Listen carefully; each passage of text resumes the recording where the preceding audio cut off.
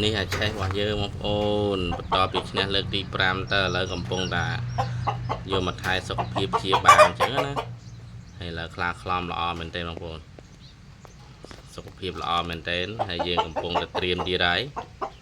បងប្អូនអាចទស្សនាមើលលេងបានតើរូបរាងរបស់អាឆេះលយប៉ុណ្ណាបងប្អូននេះរៀងផ្អើលបន្តិចបងប្អូនផ្អើលបន្តិច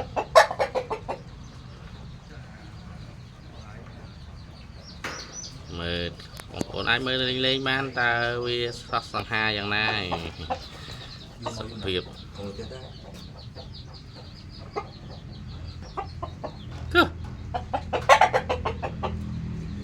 យើងគូមែនណាញ៉ាគូឈប់មកត្រៀមទៀតហើយត្រៀមលើកទី6បងប្អូនគីឡូ24 10បងប្អូនគីឡូ24 10ដល់យើងថែទៅអាចឡើងបានខំទៀតដែរអត់ទេណា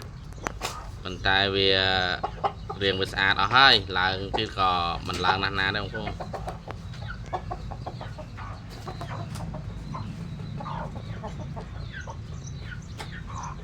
ពុកស្រូវអីអូគុំមន់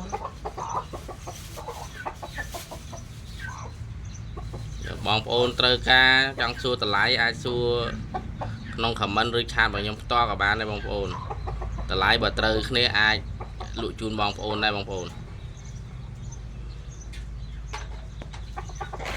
បើបងប្អូនត្រូវការកំងអីចង់សួរតម្លៃអាចឆាតសួរបានមកនៅខ្ចីដែរទេបងប្អូនទំពក់ផ្លែទីទេបងប្អូនមកផ្លែនៅជើង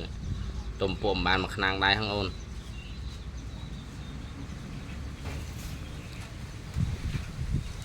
ងាកមកនេះមកផ្អើបងប្អូនផ្អើខ្ចង់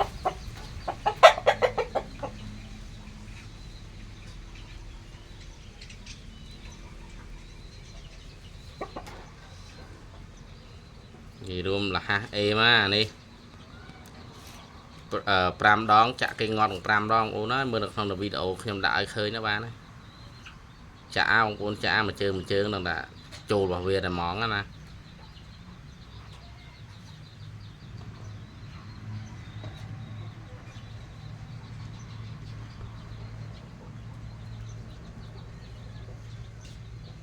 បងប្អូនវាអត់ទៅ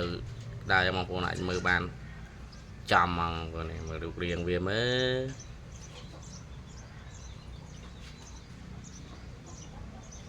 ហើយវីដេអូរបស់ខ្ញុំក៏ដល់ទីបញ្ចប់ដែរអរគុណបងប្អូនដែលបានទស្សនាវីដេអូរបស់ខ្ញុំរហូតដល់ទីបញ្ចប់ជួបគ្នាវីដេអូក្រោយ